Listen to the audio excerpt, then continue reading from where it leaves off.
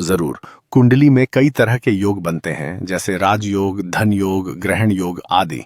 ये सब जीवन के अलग अलग पहलुओं को दर्शाते हैं।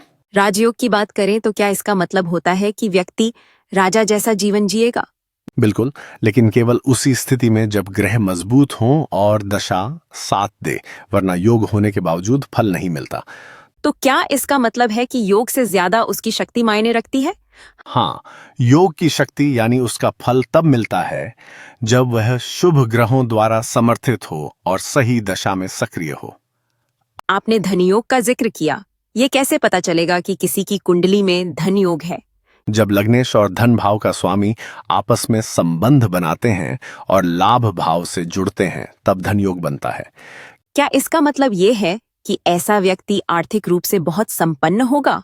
हाँ, अगर ये योग मजबूत हों और राहु शनि जैसे ग्रह विघ्न न डालें तो व्यक्ति काफी संपन्न हो सकता है। क्या ग्रहों का बल समय के साथ बदलता भी है?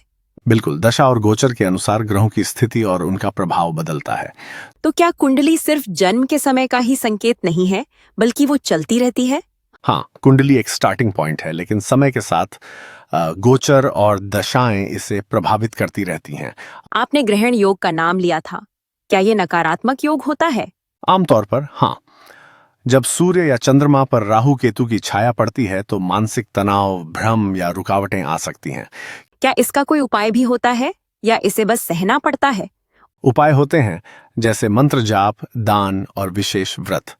ये ग्रहों की नकारात्मक ऊर्जा को शांत करने में मदद करते हैं।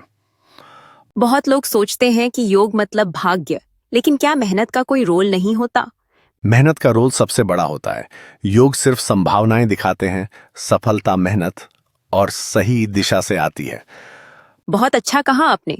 तो कुंडली को सिर्फ भाग्य बताने वाला उपकरण नहीं समझना चाहिए। बिल्कुल, ये तो एक नक्शा है, रास्ता तो व्यक्ति को खुद ही तय करना होता है। अंत में क्या आप कुछ ऐसा कहना चाहेंगे जो आम लोगों के लिए उपयोगी हो? हाँ, अपनी कुंडली को एक मार्गदर्शक की तरह देखें, डरने की चीज नहीं। सही जानकारी और सकारात्मक दृष्टिकोण से जीवन बेहतर बनाया जा सकता है। बहुत सुंदर विचार। दोस्तों, आज हमने जाना कि कुंडली के योग हमारे जीवन की दिशा दिखा सकते हैं, लेकिन उस दिशा में चलना हमारे हाथ में है। सही कहा आपने। और इसी सोच के साथ हम आज का एपिसोड यहीं समाप्त करते हैं। अगली बार हम एक और रोचक विषय लेकर लौटेंगे। तब तक के लिए नमस्कार।